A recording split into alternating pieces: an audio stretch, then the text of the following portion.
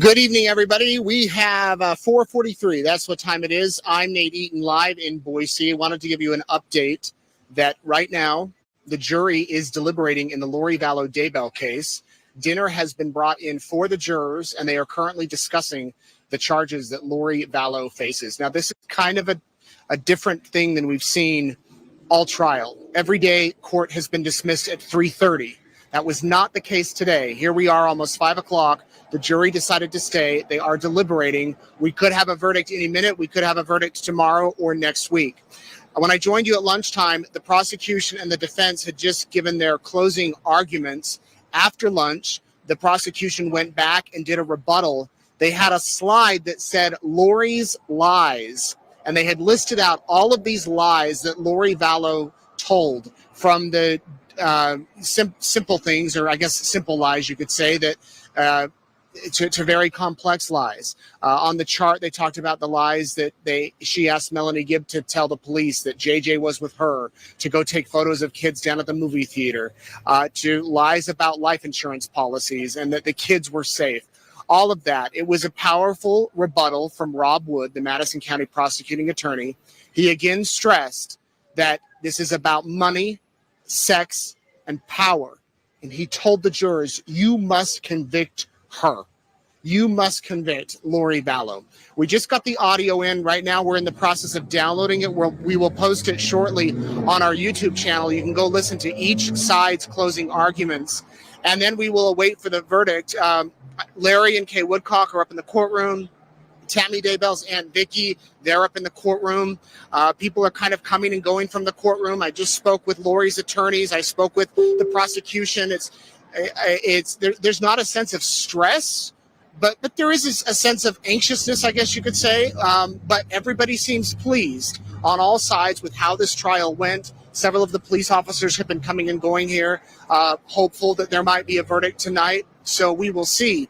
I will say that one interesting point we observed is after lunch, Lori Daybell was in there with her attorneys, and she was very upset.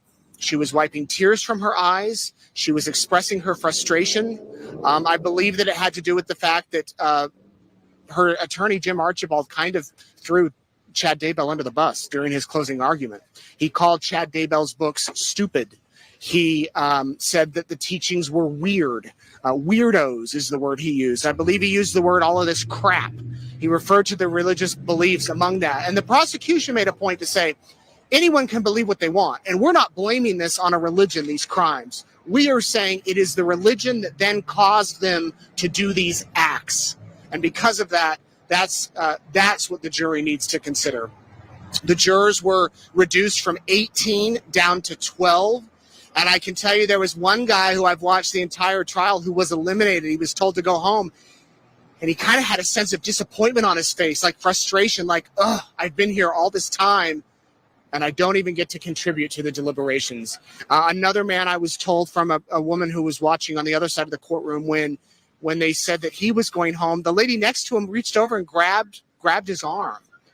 This jury has become a family over the past 6-7 weeks. They've been together every day hearing horrible, horrible things. And they don't have anybody else in their shoes that can relate to it except them. And that is where we stand tonight. They are together as we speak, deliberating, going through the evidence, going through the witness testimony, listening to the phone calls, reading the emails, the text messages.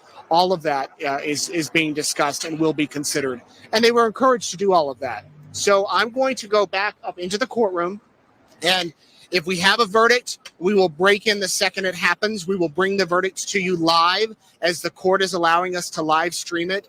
If we don't get a verdict tonight, I will try to do a courtroom insider at 7:30. That's when I normally do it. But if we're still in the courthouse, it might be midnight or it might be 11. So I do want to bring you the recaps, the highlights from today, from the closing arguments, from the jury instruction.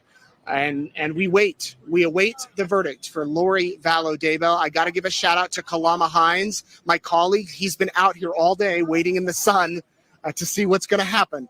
A lot of these are hurry up and wait situations. And then when the verdict comes, it'll be a madhouse out here. We have media from all over the place, all the major networks, court TV, everywhere. For now, I'm going to sign off. Nate Eaton reporting. I'm going to let the people know in the newsroom that you can cut the feed, and I hope you'll join us later for whatever the new developments are.